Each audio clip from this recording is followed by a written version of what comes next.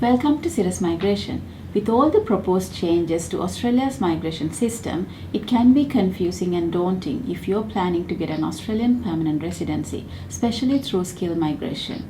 People on subclass 600 visitor visas and subclass 485 graduate visas will no longer be able to go back onto a student visa as of 1st of July 2024. From this date till later this year, there will be a wide range of changes that will take effect, with decreased shorter post-study work rights and reduced age limits for subclass 485 visas, for example. And also the much talked about proposed new point system, changes for employer-nominated visas. Will you be looking at skill migration while on your 485 visa? What might be a future point system look like? So for many of you watching this video, you have a pretty good grasp of what the current point system, and won't go into the whole background of the point system. We have many other videos for that purpose which you can find here. What I want to do is compare the current point system to the proposed point system by Grattan Institute side by side for you to see if you would be better off under this report's newly reformed point system. Keep in mind though, this is just a draft proposal and not the DHA approved final version. So let's have a look at a sample person A. He or she is 35 years old with IELTS 7 in each band, with 1 year of work experience overseas and 2 years of work experience here in Australia.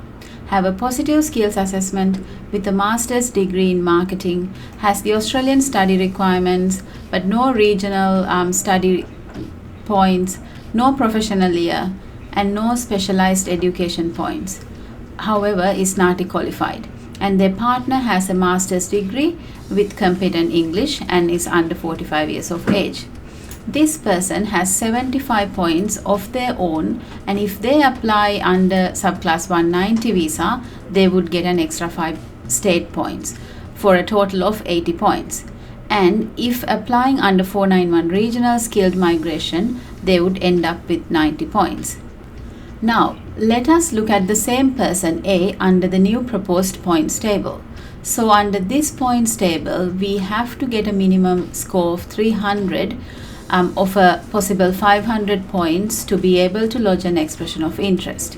So 70 points for age of 35 years, 45 points for IELTS 7, 30 points for master's degree in marketing, positive skills assessment, no points given. Marketing specialist falls under skill level 1, so 50 points there.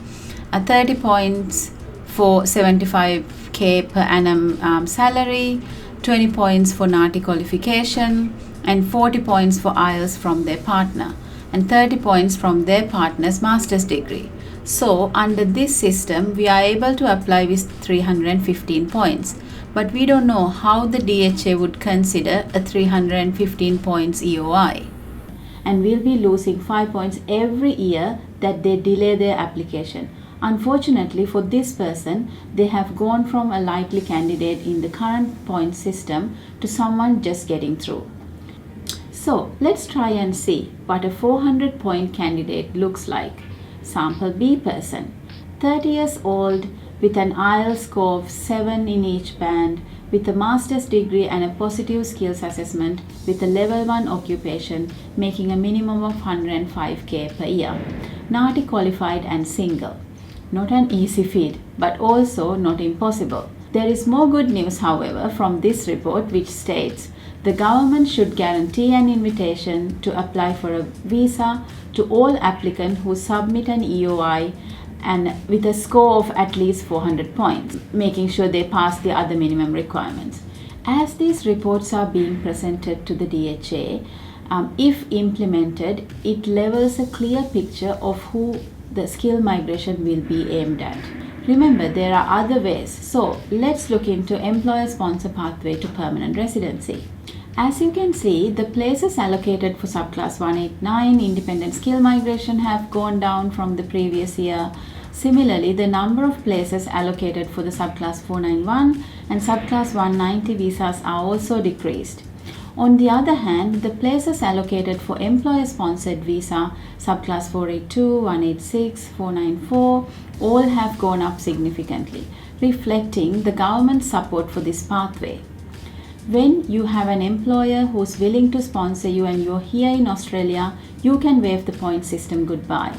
Given these changes, I believe it is going to be tougher for you to go through independent or state-nominated skill migration. Therefore, we recommend finding employment in your field and getting your employer to nominate you for a work visa. The employer-sponsor pathway can be a more viable pathway for permanent residency in the coming years. Starting from November this year, the work experience requirement for subclass 482 visa is going to be reduced to just 1 year.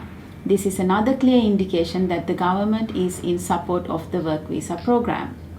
Talk with your employer and discuss your TR status with them. We highly recommend you find a registered migration agent to clear your pathway to Australia. At Sirus Migration, we are here to help you navigate these changes and find the best pathway to your permanent residency.